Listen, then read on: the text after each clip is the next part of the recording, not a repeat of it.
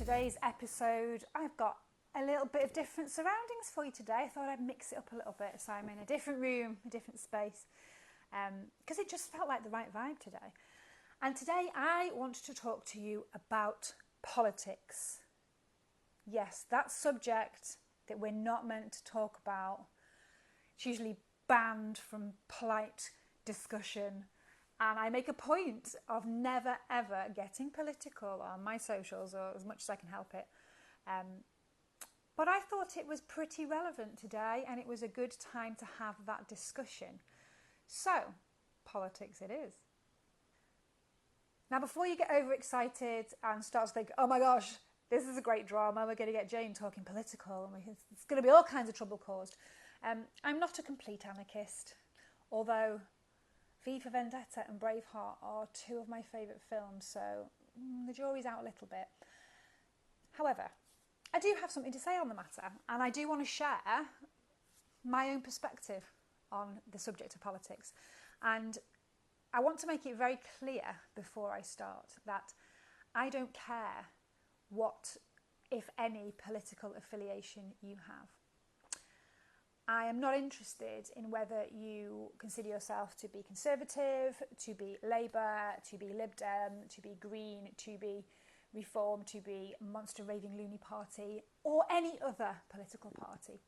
That is not my interest. My interest is in what matters to you.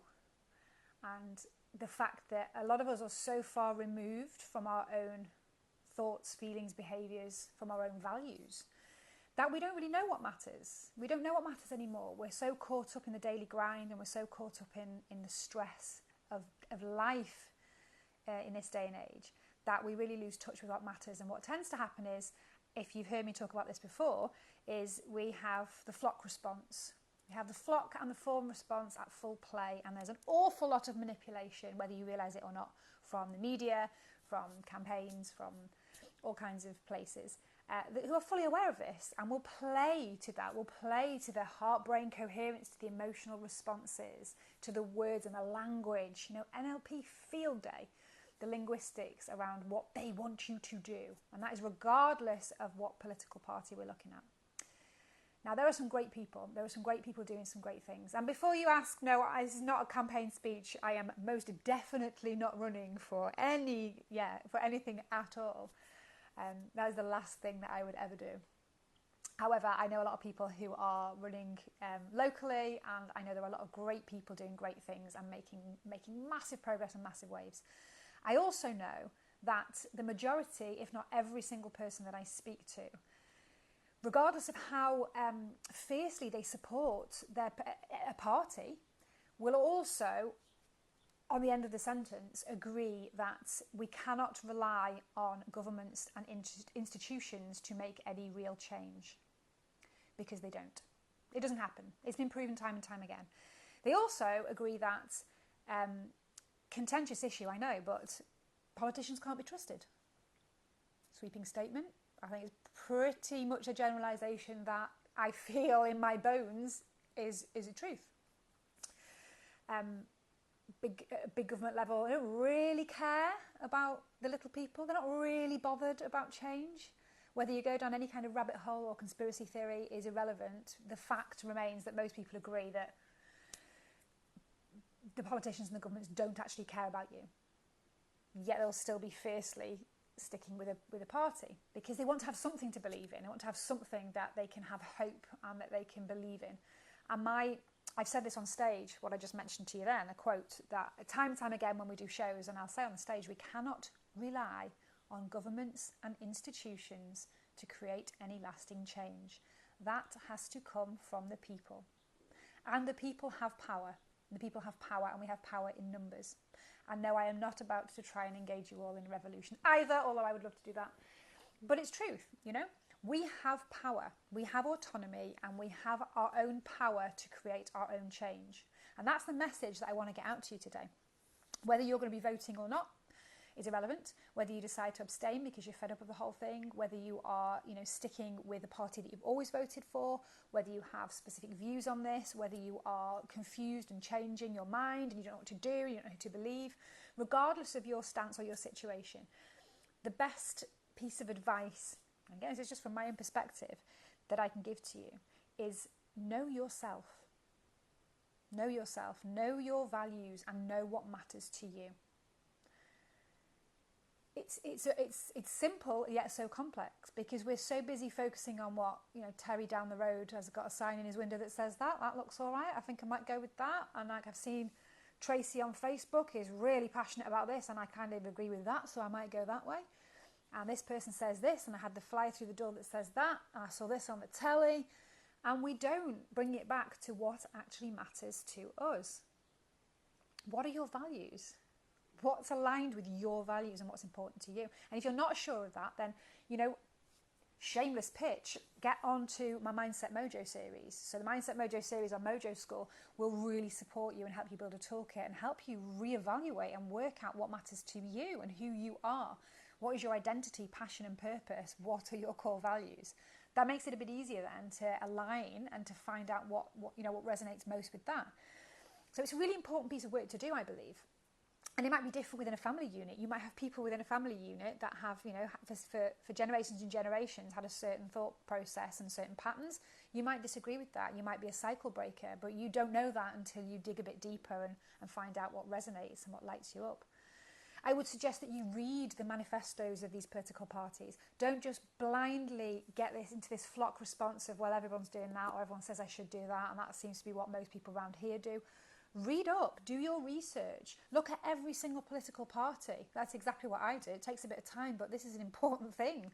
Find out what they stand for. Find out what it is, what's on their manifesto, what are they pledging, what are they promising, how realistic is it, what's their track record. Use your critical thinking and your discernment and your assessment before you make a decision. Don't just go and scribble on a piece of paper because that's what everybody else is telling you to do. Really work out what matters to you. And I think for me, the most important thing, whatever party that you affiliate with, whether you are totally and utterly pissed off with politics and you absolutely hate the whole concept and you wish we didn't have to have a government and you really wish that someone would just get their Guy Fawkes mask on and do something about it, if that's your standpoint. If you're completely, nonplussed and you don't care and you're not really interested and you're just breezing on by, whether that's your viewpoint and your approach, regardless of how you feel about this topic, please listen to me when I say that you have the power to create change. We cannot rely on these spaces and places and these people. We have been taught that that's what we do, and we just stick a tick in a box and somebody else will fix all the problems. And then we're really baffled when it doesn't happen, and we're really hurt when we find that there's lots of corruption and actually people are just in it for their own ends and they want to be able to have more things and more power and more control and more money. But they said that they weren't mean, and they said that they were going to do this for me, and they lied. But I don't really know what else to do, so I'm just going to pick the next person next time, and they'll be honest and they're going to do what they say they're going to do. History says otherwise, and I know it's more complex than this, and I'm going to get lots of comments and everyone's going to have something to say about it. This is my perspective, that we can see a long line of patterns emerging. I'm not even going to go into detail because you all know what I'm talking about. There are patterns that emerge and we can kind of follow a formula of how this is going to pan out. And I can tell you now, how it's going to pan out is not good for people like you and I. It's not good for the people lining up at the food banks trying to feed their families and themselves. It's not good for the people who don't have homes, who are living in tents and having their tent poles cut by the authorities because it looks a little bit messy on the streets. It's not good for the young people in educational settings that are harmful for their mental and emotional and physical well-being, that are working through systems that are designed to fail them. It's not going to be useful for the parents raising babies in this day and age, not knowing how they're going to support them and how when they grow up they're ever going to be able to own a home or support their own children or have any kind of quality of life. It's not good for our military or our veterans that are coming out from serving their country and then left on the streets with no support, no help, bounced around between services. It's not useful for any of that. It's not good for any of our frontline services, the people that work so hard, the people who help people. It's not good for any of us. So what we need to do is get out of a space where we just lose hope completely and where we put blind faith in the people who time and time again have proven to us that they do not have our best interests at heart and that they have other agendas. We can do that. We can take some power. We can research. We can find the party and we can find the person that aligns the most with our values and what matters most to us. And we can support them wholeheartedly. And as I said at the beginning, I don't care who you affiliate with. I will respect and support you regardless, because I know that it matters to you and it means something to you. I might not agree with that. I might not align with that, but that won't stop me from having a friendship or a relationship or a really good conversation with you without any kind of conflict or aggression, because that's what we should all be doing. You know, it's about respect, it's about compassion, it's about kindness, it's about understanding. So, you know, I support you and respect you in any decision you make, in any direction you decide to go in.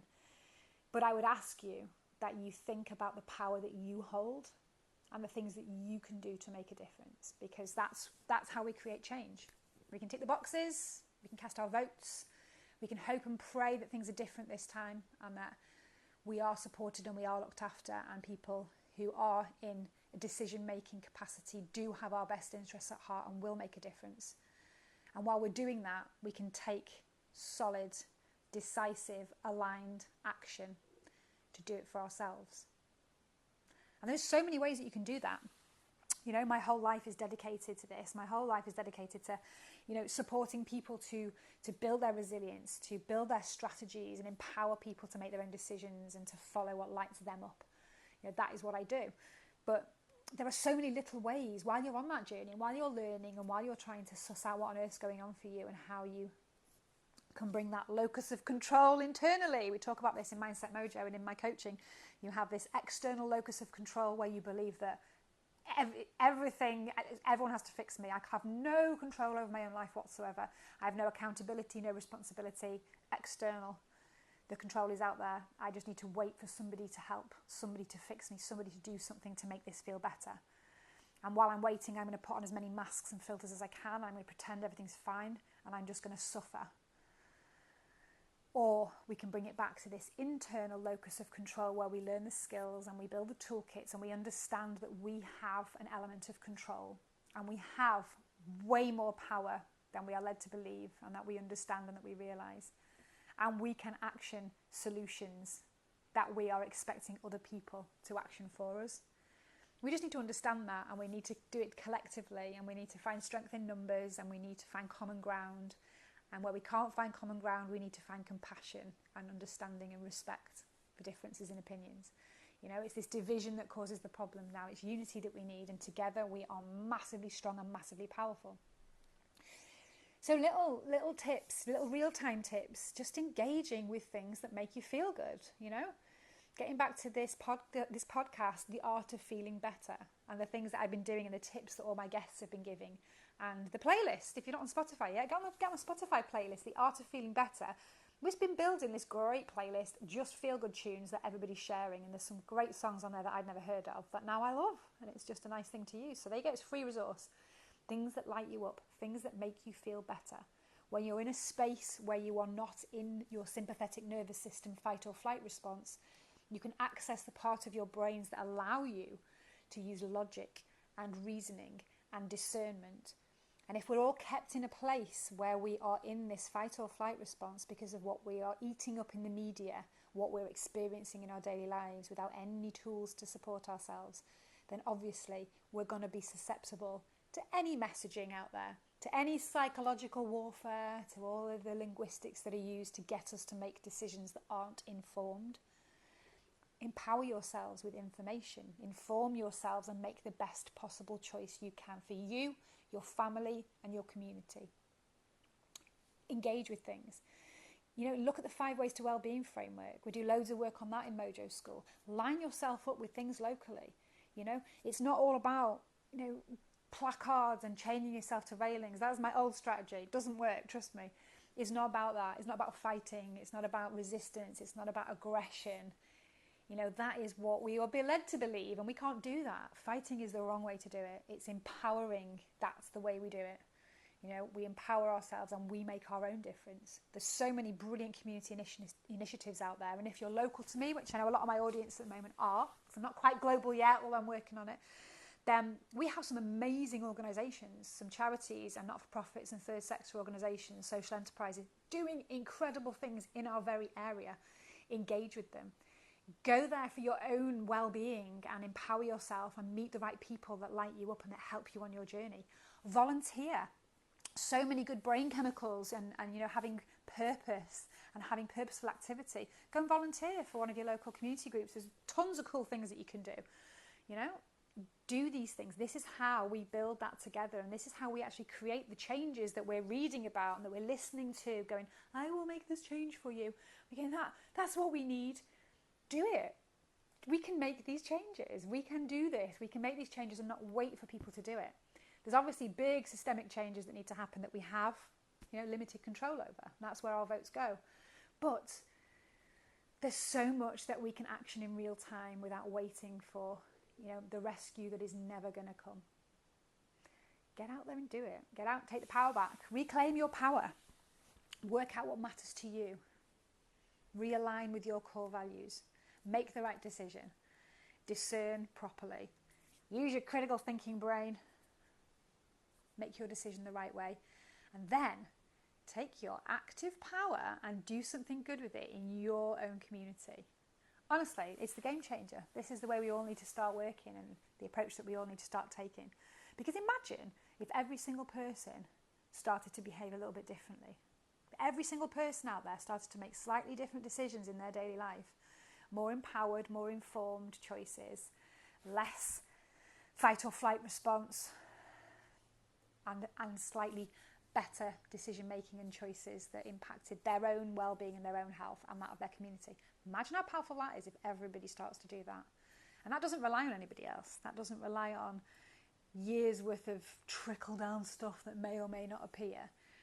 It's really rapid, swift change. And the more people that can start to think in this way and can start to make really small changes in their lives, the ripple effect from that, the impact from that tiny pebble that ripples out to everyone and everything else is huge. And you multiply that and you magnify that by the amount of people that we have.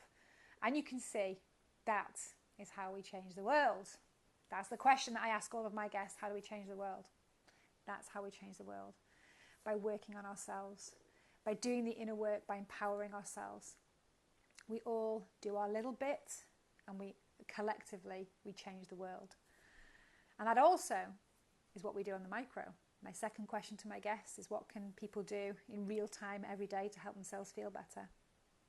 It's the same thing, exactly that. Realign with your values. Lindy said it a few weeks ago, what is my why? Realign, work out what matters to you and start to behave around those parameters. Make those small changes. Get yourself well. Make yourself feel better. Notice that ripple effect. Reaches out far and wide, and collectively we create that change. So I'm going to put another tune on the Spotify playlist on the back of this. And I think I'm going to pick... Well, I'm going to see the Manic Street Preachers today. So we're going to the Eisteddfod to see the Manics. And when I hear, if you tolerate this, then your children will be next. That power from that song is like, oh, I need to put it across all my videos as like an impact piece. So it makes me emotional just thinking about it. So I think, even though it's not necessarily a dancey feel-good tune that I've been suggesting, I want to put that on the Spotify playlist because it's so impactful and because it will make us all think, and it makes us realise and think about the power that we hold, and the power that we hold not just for ourselves but to impact those that come after us. So here in Wales we have something called the Wellbeing of Future Generations Act, and I try and do everything around that thought for my own children and their children and whoever comes after that, is the decisions we make now are going to have such a wide-reaching impact on those that come next. So I'm going to put that on the playlist. We're going to have Manics. If you tolerate this, then your children will be next. And hopefully that's a bit of food for thought today to get you thinking a little bit differently about the decisions you make. And that's my political rant for the day. So You still don't know any of my political affiliations because that's not the point, and that doesn't matter. What matters is what I'm doing and the decisions I'm making for me, my family, my community. And I encourage you guys to do the same. So whatever you're doing for the rest of the day, have a lovely one, have a good one. I'll be back with another extra special guest next week. But for now, I'm signing off. I will see you all very soon.